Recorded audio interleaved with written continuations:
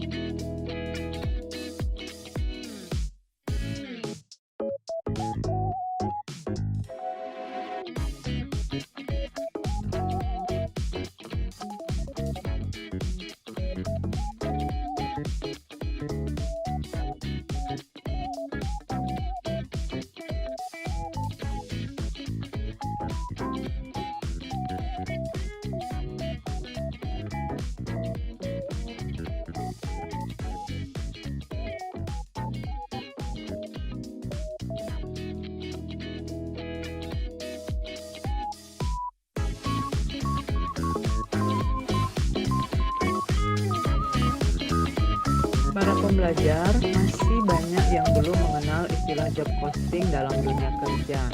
Padahal hal tersebut adalah sesuatu yang penting dan akan memberikan banyak manfaat apabila diterapkan dengan baik. Sehingga pada video ini akan dibahas gambaran terhadap para pelaku usaha yang ingin menerapkan job costing pada usahanya. Job costing adalah suatu metode perhitungan dengan biaya produksi yang dikumpulkan akan dibebankan dan menjadi biaya ke unit produksi. Biaya ini dapat dikatakan sebagai biaya berdasarkan pesanan. Kunci dari perhitungan biaya ini adalah setiap biaya harus dipisah antara suatu pekerjaan yang berbeda dengan pekerjaan lainnya, sehingga akan dapat ditelusuri dengan baik bagi perusahaan. Maka perhitungannya akan dipisah dan hal ini menyebabkan tidak tercampurnya satu biaya dengan biaya yang lainnya.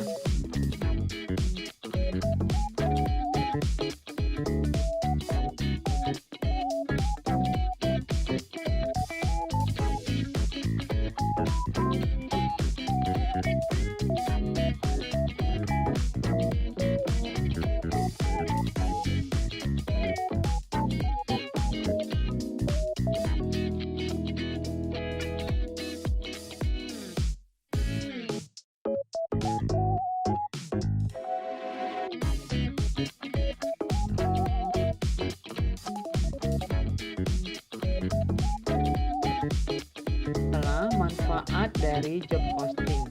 Yang pertama, untuk menentukan harga jual.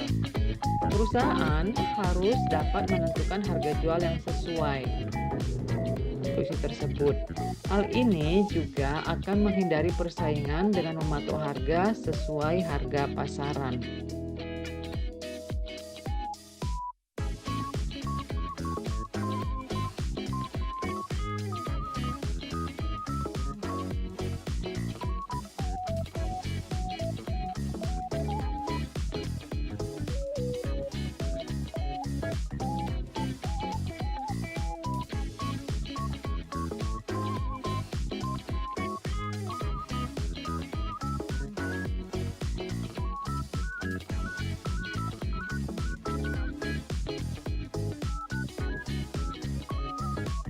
Yang kedua, sebagai bahan pertimbangan apakah menerima atau menolak sebuah pesanan. Dari biaya ini akan dapat diketahui berapa besar biaya produksi.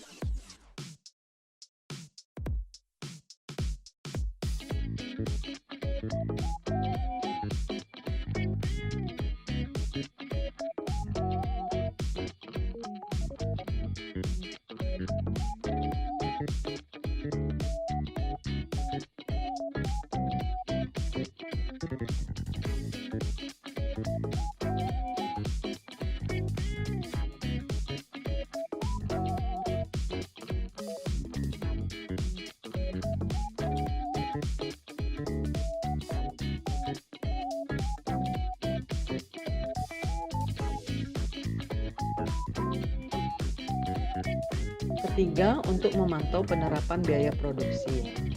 Pengusaha dapat memantau biaya produksi melalui tracking yang jelas berdasarkan pesanan yang ingin dibuat. Bila dirasakan perlu, maka biaya produksi yang tidak sesuai dengan perhitungan dapat langsung dicari dan diidentifikasi di mana letak kesalahannya. Penerapan biaya produksi yang baik juga akan dapat membantu pengusaha dalam perhitungan hal-hal yang lain, misalnya keefektifan waktu kerja.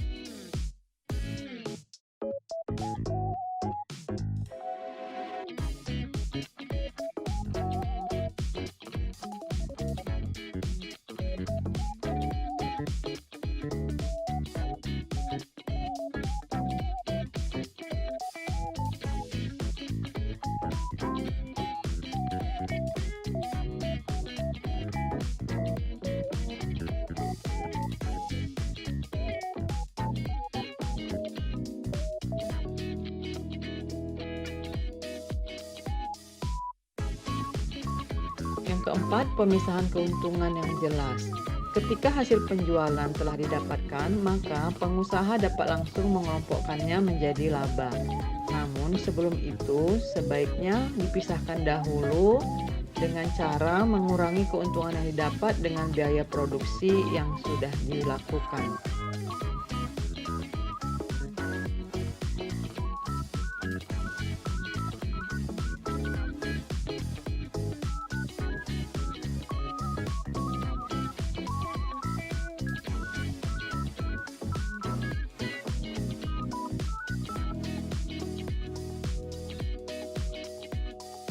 Pembagian hasil yang jelas. Setelah hasil penjualan tersedia, pengusaha dapat dengan cepat merangkumnya untuk membagi keuntungan mereka. Namun sebelum itu, sebaiknya dipisahkan terlebih dahulu dengan mengurangi keuntungan yang mereka peroleh dari biaya produksi sebelumnya.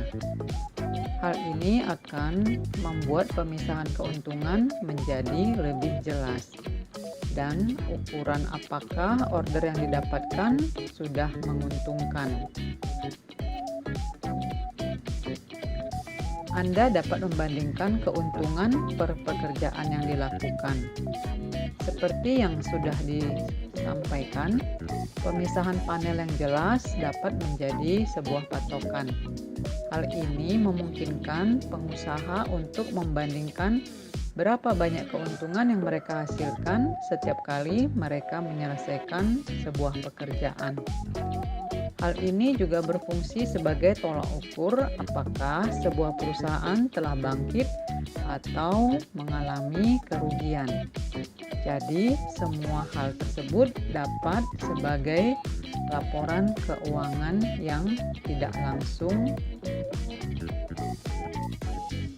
memudahkan untuk menemukan kesalahan yang terjadi dalam proses kerja. Pada saat pencatatan biaya produksi yang dibutuhkan, pengusaha dapat dengan cepat menemukan kesalahan yang terjadi dalam proses tenaga kerja. Bahkan, jika terjadi pembengkakan biaya yang dianggap tidak normal, maka mereka dapat dengan cepat diidentifikasi dan diperbaiki.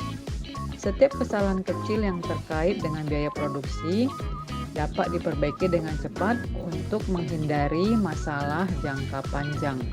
Penentuan biaya produksi. Kita juga dapat mengetahui biaya produksi karena berdasarkan pesanan. Sehingga ketika seorang pengusaha mendapatkan pekerjaan, maka pengusaha tersebut dapat langsung mengantisipasi kesulitan yang akan dihadapi. Dengan cara ini akan dapat dibentuk sebuah hipotesis yang kemudian ditentukan oleh rencana produksi dan biaya yang dikeluarkan. Perbandingan biaya.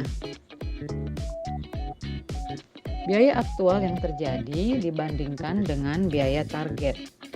Dengan cara ini, langkah-langkah akan dapat diambil untuk mengendalikan overhead yang berlebihan. Hal ini pengaturan analisis tren.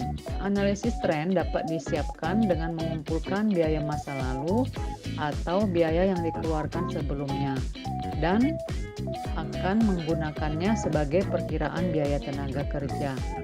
Hal ini akan membuat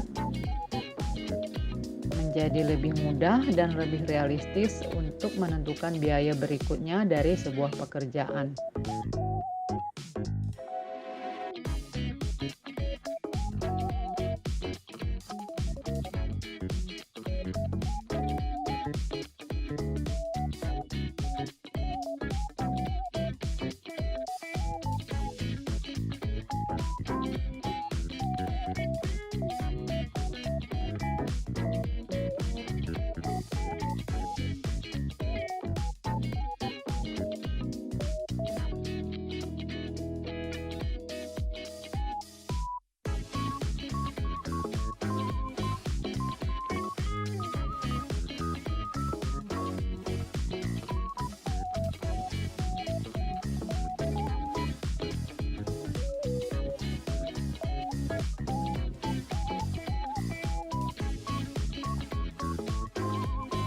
Kelima, dapat membandingkan laba dari setiap penyelesaian pekerjaan. Perusahaan mengalami peningkatan atau justru mengalami penurunan. Dan ini juga dapat sebagai laporan keuangan secara tidak langsung. Yang keenam, untuk mempermudah mengetahui kesalahan yang terjadi pada sebuah proses pekerjaan. Seorang pengusaha dapat dengan cepat mengetahui kesalahan apa yang terjadi dalam proses pekerjaannya. Hal ini apabila terjadi pembengkakan biaya yang dirasa tidak normal, maka dapat diketahui secara cepat sehingga dapat dilakukan tindakan perbaikan. Manfaatnya adalah permasalahan yang terjadi tidak berlarut-larut. Yang ketujuh, untuk menentukan beban produksi. Jadi, pada saat pengusaha menerima pesanan, maka langsung dapat diprediksi apa saja yang akan menjadi sumber kesulitan. Sehingga hal ini bermanfaat sebagai sebuah hipotesis dan akan ditentukan melalui perencanaan produksi beserta biaya yang akan dianggarkan.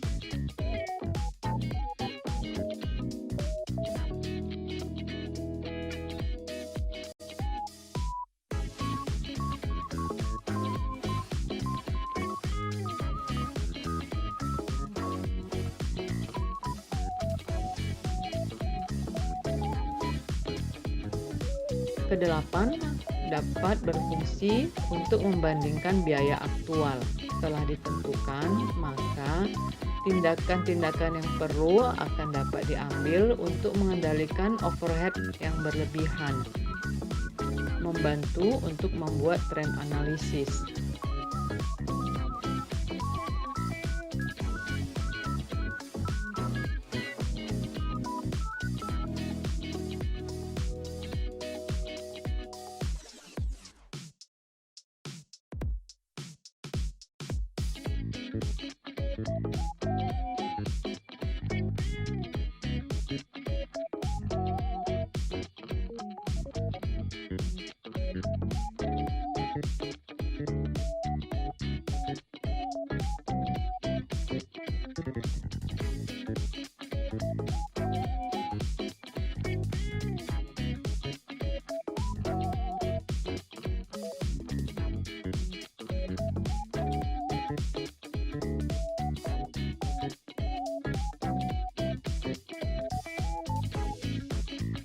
Sebuah trend analisis dapat disediakan melalui kompilasi biaya historis atau biaya yang sebelumnya telah pernah terjadi dan diterapkan sebagai penentuan biaya pekerjaan. Dengan demikian, penentuan biaya selanjutnya akan menjadi lebih mudah dan realistis, sehingga hal ini dapat meminimalisir terjadinya kesalahan perhitungan pada pesanan selanjutnya.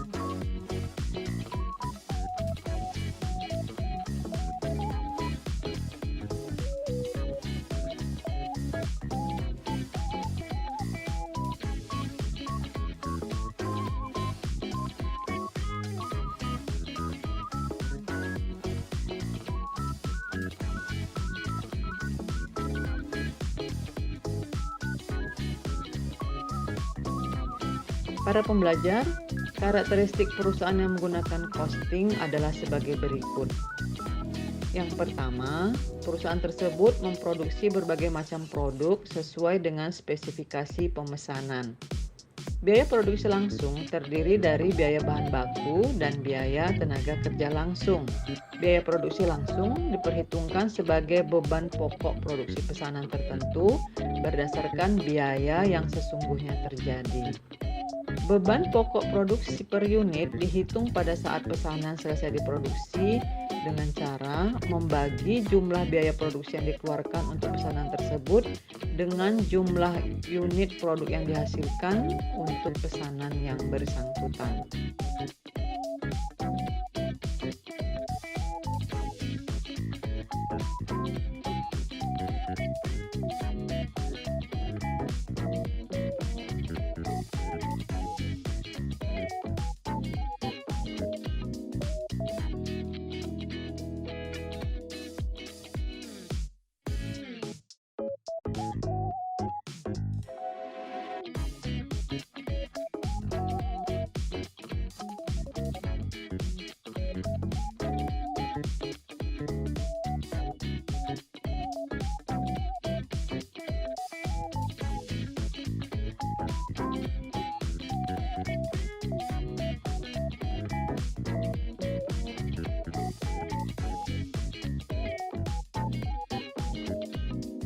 Jenis sistem penetapan biaya.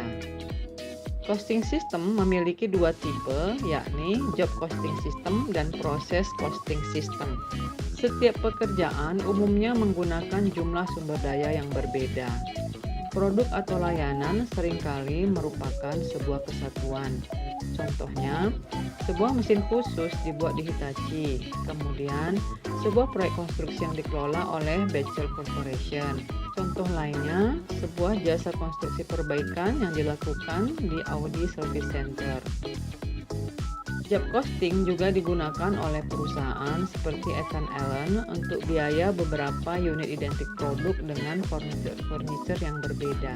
Karena terdapat perbedaan untuk tipe produk dan jasa, maka sistem perhitungan biaya pekerjaan juga dilakukan secara terpisah untuk masing-masing produk yang ada.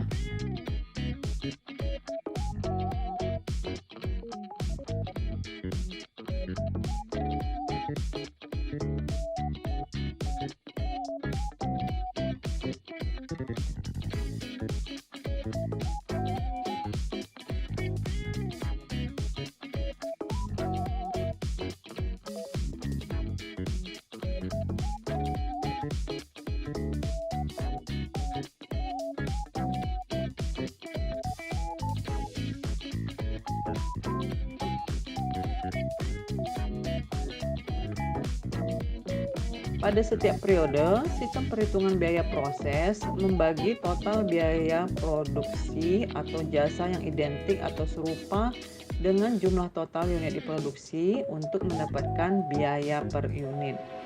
Biaya per unit ini adalah biaya unit rata-rata, dan ini berlaku untuk setiap unit yang identik atau mirip yang diproduksi pada periode tersebut.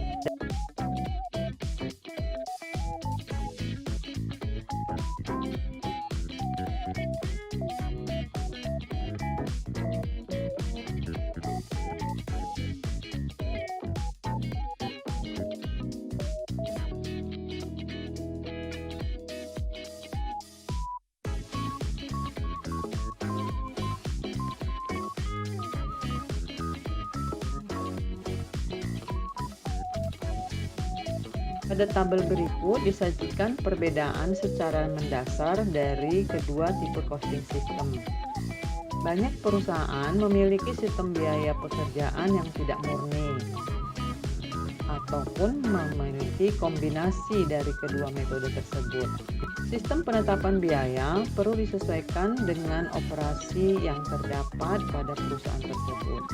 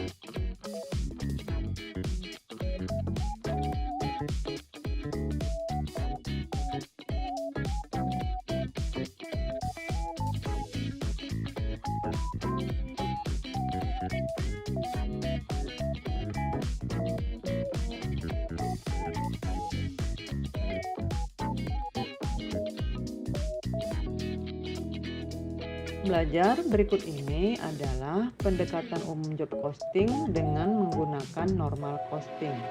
Hal ini umumnya dilakukan oleh perusahaan manufaktur, dagang, dan juga jasa. Langkah-langkahnya adalah sebagai berikut. Angka 1, mengidentifikasi pekerjaan yang dipilih sebagai cost object. Manajer perusahaan dan akuntan biasanya mengumpulkan informasi untuk objek biaya melalui dokumen sumber informasi. Angka kedua, mengidentifikasi biaya langsung, yaitu dengan mengidentifikasi direct material dan direct manufacturing labor. Ketiga, memilih cost allocation base yang akan digunakan untuk mengalokasikan biaya yang tidak langsung. Yang keempat, identifikasi biaya tidak langsung terkait dengan masing-masing pengalokasiannya. Yang kelima, menghitung rate per unit dari masing-masing dasar alokasi biaya yang digunakan untuk mengalokasikan biaya tidak langsung tersebut. Berikut adalah formula untuk menghitung tarif biaya overhead manufaktur yang dianggarkan. Yang keenam, untuk menghitung biaya tidak langsung yang dialokasikan ke sebuah pekerjaan. 7. untuk menghitung total biaya dari pekerjaan tersebut dengan menambahkan seluruh biaya langsung maupun biaya tidak langsung.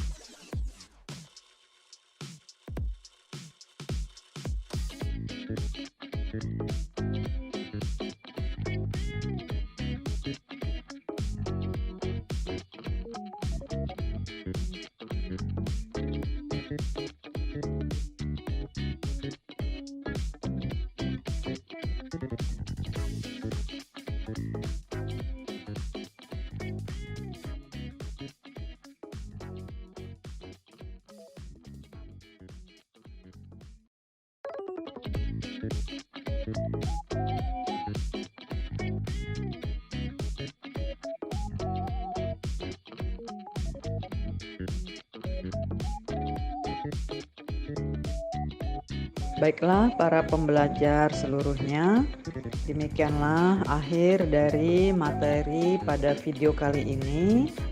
Untuk mendapatkan pemahaman yang lebih lengkap lagi tentang topik ini, maka pembelajar dapat mencari dan menelaah referensi-referensi yang berkaitan.